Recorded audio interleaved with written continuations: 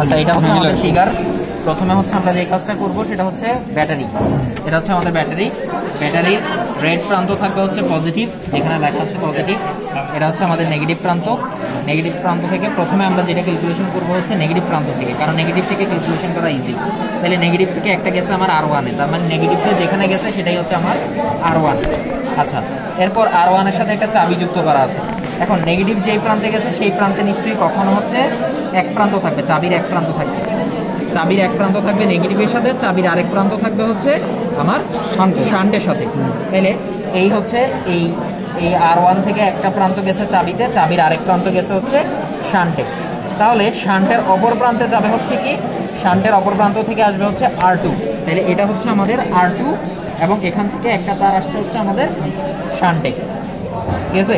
তাহলে এবার এটা হচ্ছে আমাদের R2 থেকে একটা তার গেছে হচ্ছে শান্টে, আর একটা তার গেছে হচ্ছে গ্যালভানোমিটারে, ঠিক আছে?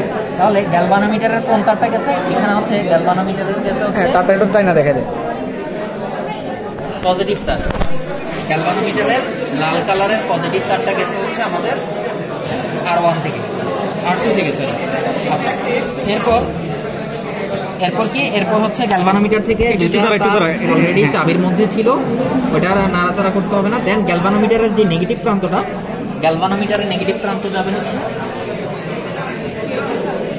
হচ্ছে আমার শান্টের সাথে।